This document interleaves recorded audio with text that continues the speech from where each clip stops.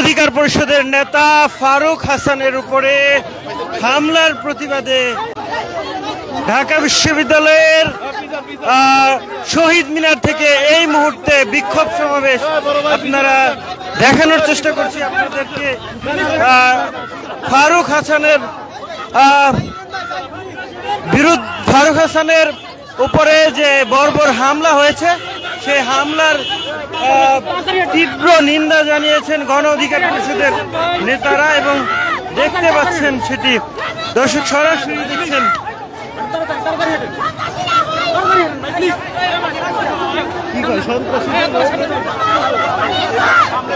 দর্শক সরাসরি দেখছিলেন ডেইলি সানে। এই মুহূর্তে আপনাদেরকে দেখানোর চেষ্টা করছি গণ অধিকার পরিষদের সিনিয়র সহসভাপতি ফারুক হাসানের উপরে হামলার প্রতিবাদে হামলাকারীদের দর্শক দেখছেন যে এই মুহূর্তে গণ অধিকার পরিষদের যে বিক্ষোভ মিছিল তারা বেলা 3:30টার দিকে শহীদ মিনারে বিক্ষোভ সমাবেশে ডাক দেয় এবং সেই সমাবেশ থেকে গণ অধিকার পরিষদের সিনিয়র সহসভাপতি ফারুক হাসানের উপর যে হামলা সেই হামলার প্রতিবাদ জানানো হয় এবং সেই হামলার প্রতিবাদে তারা কিন্তু গণ অধিকার পরিষদের পক্ষ থেকে শহীদ মিনারে বিক্ষোভ সমাবেশ হয়েছে এবং সেই সমাবেশে আমরা দেখেছি গণ অধিকার পরিষদের সভাপতি নুরুল হক নূর, সাধারণ সম্পাদক রাশেদ খান, তারা কিন্তু গণ অধিকার পরিষদের পক্ষ থেকে এই যে গণ অধিকার পরিষদের সিনিয়র সহসভাপতি ফারুক হাসানের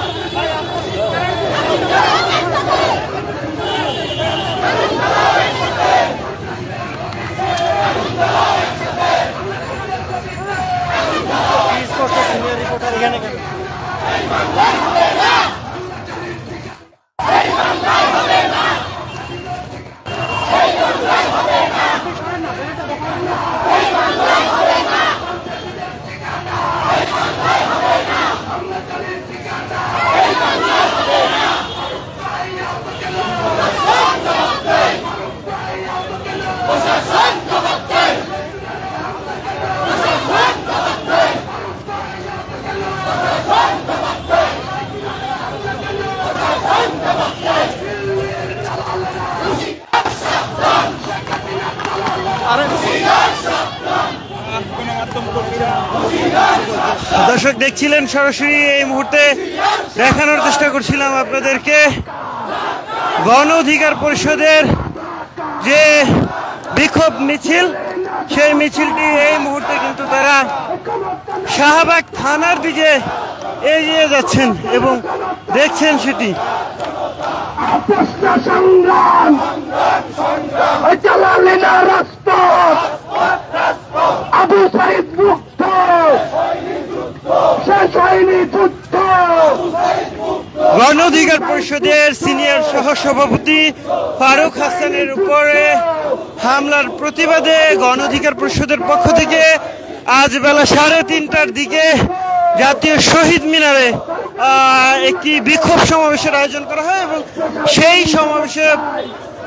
সমাবেশ থেকে ফারুক হাসানের উপরে হামলার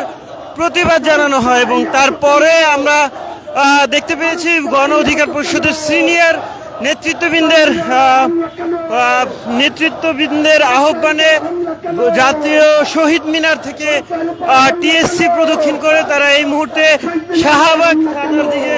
অগ্রসর হচ্ছে দেখছেন এবং এই হামলার প্রতিবাদ জানিয়ে তারা বড় একটি বিক্ষোভ মিছিলের আয়োজন করেছে। দর্শক সরাসরি দেখছিলেন ডেইলি সানে, আপনাদের সঙ্গে ছিলাম শেখ নাসিরউদ্দিন।